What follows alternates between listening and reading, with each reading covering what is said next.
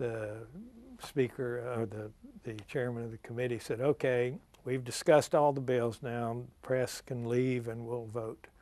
And all the journalists got up to walk out, and I just sat there, and senator from Memphis, who had been an old Crump guy, says, what are you doing back there? And I said, I'm not leaving. This is public business, and the Constitution of the state of Tennessee and the First Amendment, you know. I made the speech. And he said, by God, I'll throw you out. And he got up to come back there, and the chairman stopped him. And he said, get the sergeant at arms. I have to back up.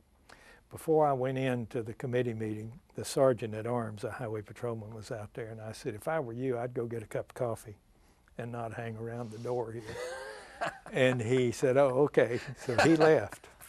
And so when they went to get him, they couldn't find him. They couldn't throw me out. So they adjourned the meeting. And so I went back and I said, well, John, we took the first step, and I wrote a story about throwing us out and all that, and adjourning the meeting. Next morning, I go up to cover the Senate, and there's the sergeant at arms standing in front of the door, and he says, you can't go in. I said, what do you mean? He said, they have passed Senate Resolution number 1. You are not allowed in this chamber.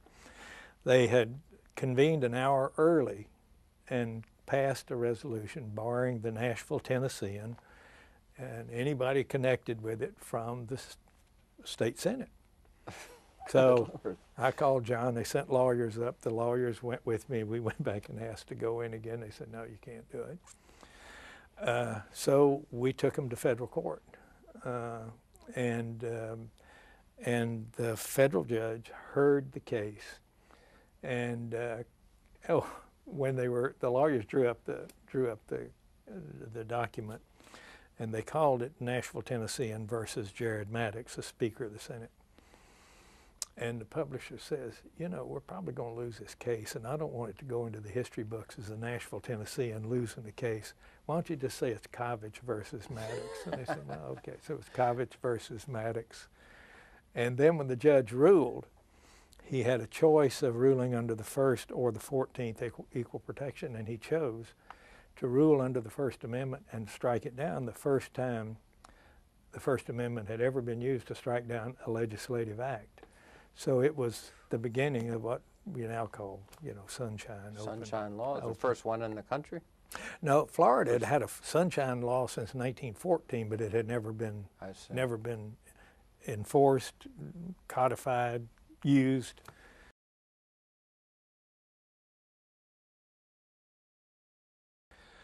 Two things that have broken down. One thing that's broken down is that the value that advertisers see in that content has broken down.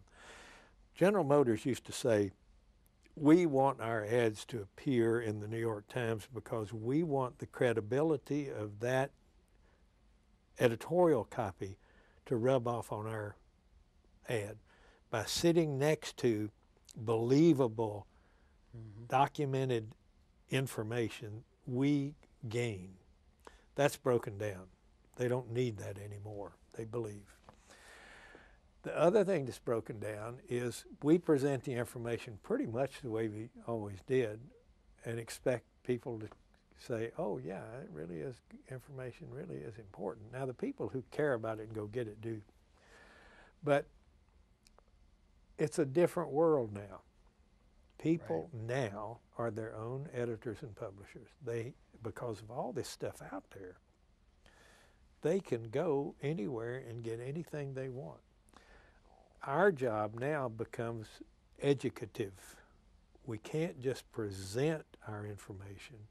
We have to build into the way we present it a process of educating people on what we do, so they begin to verify the information.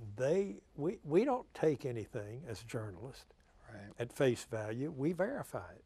How do we do that? We double check it. We talk to 3 other people. We get a document, do this, do all these things. The public, if they're going to consume the information themselves and decide where to go to get that information, they're going to have to start thinking that way too. we have to build that into our journalism.